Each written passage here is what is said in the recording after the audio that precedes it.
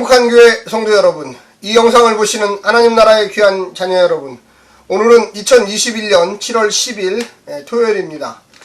우리가 이 땅에 살면서 어떤 것을 열심히 할 때 우리의 마음속에 참 성공할 거다, 또 그것이 성취될 거다, 이런 믿음이 생기죠. 그런데 시간이 가면서 점점 그 일이 자신이 원하는 대로 되지 않으면 시험에 들게 되어 있습니다. 하나님이 이렇게 하면 축복을 주신다고 했는데 왜 이렇게 축복이 오지 않는 걸까? 내 기도가 오랜 시간이 흘렀는데 왜 아무런 변화가 없는 걸까? 무언가 내가 잘못한 것일까? 내가 무언가 하나님께 잘못된 것을 구하는 것일까? 현실과 이상이 점점 차이가 벌어지기 시작하면 항상 사람은 시험에 들게 되어 있습니다. 이럴 때 어떻게 해야만 하는가? 우리가 이런 상황에서 성도로서 어떤 태도를 가지고 살아야만 하는가? 오늘 본문에 잘 나와 있습니다. 야고보서 5장 7절부터 12절까지의 말씀을 듣고 다시 오겠습니다.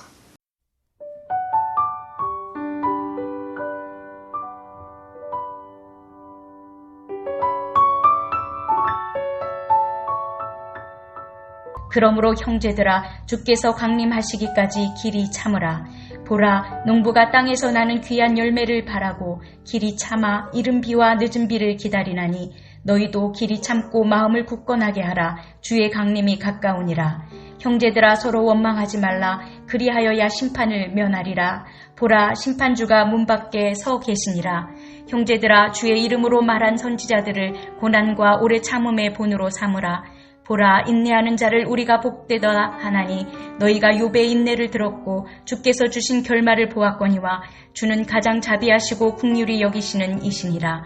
내 형제들아, 무엇보다도 맹세하지 말지니 하늘로나 땅으로나 아무 다른 것으로도 맹세하지 말고 오직 너희가 그렇다고 생각하는 것은 그렇다 하고 아니라고 생각하는 것은 아니라 하여 정죄받음을 면하라. 오늘 본문은 이야기하는 대상이 부자에서 형제로 바뀌었습니다. 교회 안에도 부자들이 있고 교회 밖에도 부자들이 많습니다. 그런데 특별히 이 야고보서는 교회 안에 있는 이 부자들에게 권면하면서 그들을 이제는 형제로 이야기하고 있습니다. 어제 본문에서 부자를 좀 잘못된 것이라고 내쳤다면 이제는 부자가 형제로 바뀌면서 새로운 인생관을 가지고 또 하나님의 섭리 가운데 순종하며 살기를 바라고 있는 것입니다. 7절부터 11절까지는 부와 가난으로 인한 시험 상황에서 원망하지 말고 인내할 것을 주문합니다. 이것은 가난한 자들에게 또한 하는 이야기죠. 부자를 형제로 이야기하면서 또한 가난한 자들에게 당신은 참고 인내해야만 한다고 이야기합니다. 시험에 드는 이유는 사실 그런 이유이지 않겠습니까? 내가 하나님께 열심히 기도했는데, 내가 하나님의 말씀대로 살려고 노력했는데 왜 하나님은 나에게 응답을 주시지 않느냐? 오늘 본문에 나오는 욥의 그런 이야기, 그것을 참고하라고 이야기하고 있습니다. 선지자들도 구약 성경에 보면 많은 선지자들이 순교를 당하고요, 또한 많은 핍박과 고난을 당했지만 결과적으로 하나님 앞에 의로서 인정된 사람들이다, 이렇게 표현하고 있는 것입니다. 욥도 역시 마찬가지죠. 욥이 왜 고난당하는지 알고 당했습니까? 어떻게 보면 욥은 철저하게 자기가 왜 이런 고난을 당해야 하는지를 모르고 계속적으로 질문하지 않습니까? 욥기에 보면 왜 하나님 나를 태어나게 하셨고 왜 하나님 내가 이런 고난을 당해야 되고 제가 안 한 일이 무엇입니까? 예배를 안 드렸습니까? 하나님을 경홀히 했습니까? 욥의 친구들도 계속 옆에 와서 하는 얘기가 네가 하나님께 범죄함이 있기 때문에 이런 고난을 당하는 것이 아니냐, 이렇게 질문하게 됩니다. 결과적으로 이 야고보서의 이야기는 욥의 고난을 생각하면서 인내할 줄도 알아야 된다고 이야기합니다. 그래서 7절에 보면 그러므로 형제들아, 주께서 강림하시기까지 길이 참으라 이렇게 얘기합니다. 여기서 형제들아는 가난한 자 또한 부자가 다 포함되어 있는 내용들입니다.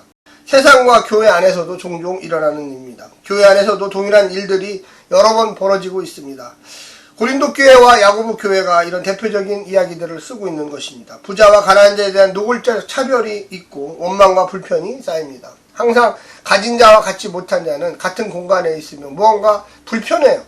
또 그리고 그것 때문에 시기와 질투, 또한 조롱과 압박, 핍박, 이런 것들이 반복되죠. 교회 안에도 역시 마찬가지입니다.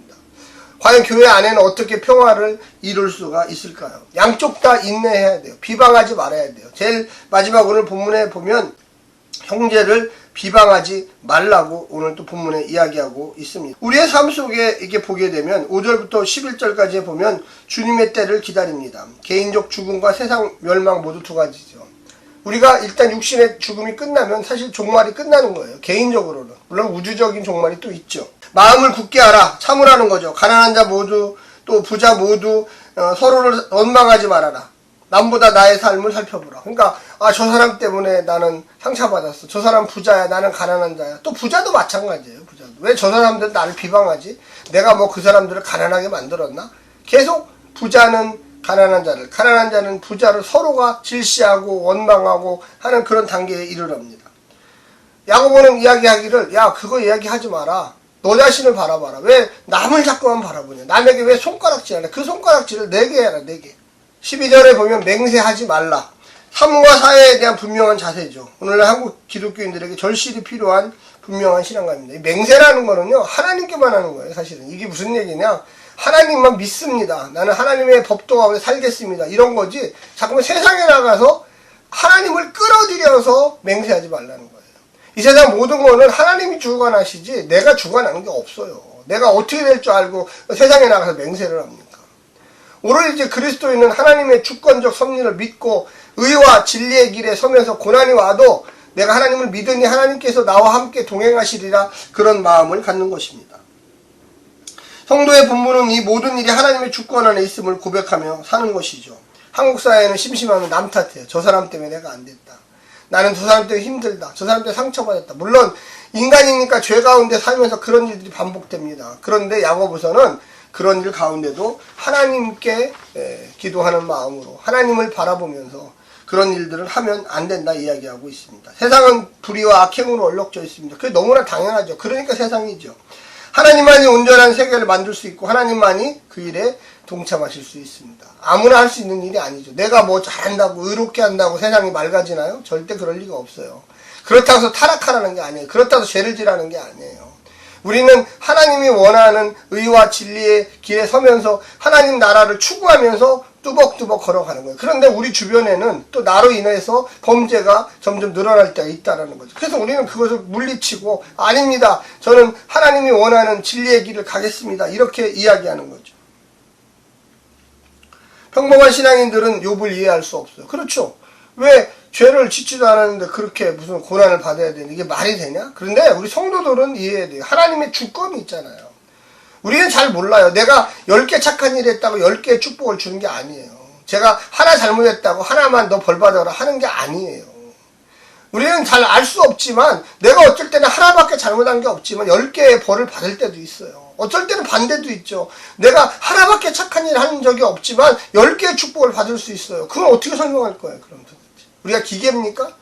섭리라는 것은 하나님의 은혜 안에 기초하는 거죠. 내가 10개 착한 일 했지만 하나밖에 대가를 못 받았어요. 그러나 믿는 거예요. 이 9개가 하나님이 무언가 원하시는 일에 사용하기 위해서 쓰여지고 있겠지. 하나님이 때가 되면 천국에서라도 나를 보상하겠지. 하나님이 나라의 생명을 구해주시고 예수 그리스도의 십자가의 은혜로 나를 살게 해주셨는데 내가 이 눈에 보이는 이런 축복, 이거에 너무 집착하는 거 아닌가? 돈에 너무 집착하는 게 아닌가? 너무 이 세상의 행복에 집착하는 게 아닌가? 물론 그런 게 다 필요 없다는 게 아니에요. 인간적으로 보면 다 필요해요. 돈도 필요하고 행복도 필요하고 관계도 필요합니다. 그런데 신앙이 깊어지면 깊어질수록 그게 별게 아니구나. 그렇게 절대적인 것도 아니었구나. 내가 왜 그렇게 기도를 그런 쪽으로 많이 했을까? 이왕이면 내 주변에 있는 가난한 사람들, 허약한 사람들, 약자들, 고난 가운데 있는 자들을 찾아보고 위로하고 연대하고 하나님의 믿음의 길을 가자고 격려했어야 되는데 왜 내 있는 것을 자랑하고 왜 이게 내가 노력해서 막 얻은 것처럼 내가 막 땀 흘려 얻은 것처럼 사실 나는 땀을 조금 흘리고 받은 것은 너무나 많아서 그 은혜를 입고 감동하며 살아야 되는데 완전 우리는 반대로 생활을 하고 있는 거예요. 사실 정말로 하나님이 원하시는 일은 무엇일까요? 오늘 본문에서 길이 참고 기다리라, 시험을 온전히 기쁘게 여기고 인내하라는 말로 1장 2절에서 시작했습니다. 그런데 오늘 본문에 그걸 다시 반복하고 있습니다. 이제 결말 5장에서 다시 참음을 강조합니다. 앞에서 우리가 온전하고 구비하여 조금도 부족함이 없는 하나님의 사람으로 만들겠다고 하시면서 생명의 면류관을 끝까지 견디는 자는 주신다고 하셨어요. 이번에는 그 모든 것을 이루시는 주님의 강림이 가까웠기 때문입니다. 분명히 여기 보면 주님의 강림, 다시 오심이, 두 번째 오심이 가까웠다고 했어요. 근데 그 의미가 우리 개인의 죽음도 포함되어 있다는 걸 여러분 명심하셔야 돼요. 우리는 죽으면 하나님 나라에 갑니다. 우리 하나님 앞에 되돌아가잖아요. 끝이 있는 목적이 이루어지는 날이 가까이 왔습니다. 우리에게 후히 지혜를 주시는 하나님이 모든 역사를 주관하시니 시험 앞에서 형제를 원망하지 맙시다. 마음을 굳게 합시다. 두 번째는 선지자 욥을 본받으라는 것입니다. 이 오래 참음과 인내가 결코 헛되지 않음을 선지자들의 예를 통해서 오늘 본문에 보여줬습니다. 시험 가득한 세상에서 하나님의 뜻을 따라 선행을 실천하며 사는 삶에는 당장의 보상보다 당장의 고난이 기다립니다. 주의 이름의 영광을 위해 살고 그의 이름의 능력을 의지하여 사는 자들이 고난 중에 인내하며 믿음을 지킨 삶이 성도들이 본이 되어야 합니다. 이유를 알 수 없는 고난 앞에서도 하나님의 관계를 포기하지 않고 믿음을 지킨 욥은 우리의 본받아야 할 또 다른 모범입니다. 하나님이 이들을 외면한 듯 보이지만 주님의 자비와 긍휼로 한시도 그들을 떠나지 않고 계신다는 것을 믿어야 합니다. 마지막 세 번째는 맹세하지 말라입니다. 맹세의 의도가 좋아도 그것을 자칫 장담이 될 수가 있습니다. 나의 맹세가 자신을 믿을 만한 사람으로 되게 하는 것이 아닙니다. 맹세란 항상 문제가 발생합니다. 하나님의 주권을 우리가 모르기 때문에 그렇습니다. 맹세 전 하나님의 말씀을 잘 듣고 삶으로 대답하는 것이 중요합니다. 만약 맹세를 했다면 꼭 지키십시오. 안 했다면 안 한 대로 그냥 사십시오. 입으로 장담하거나 자랑하고 싶어도 삶이 그 말에 어울리지 않으면 스스로 정죄하는 사람이 된다는 걸 여러분 명심하셔야 됩니다. 오늘 하루도 승리하시고요. 하나님의 놀라운 축복 가운데 은혜 가운데 사시기를 간절히 부탁드립니다. 샬롬.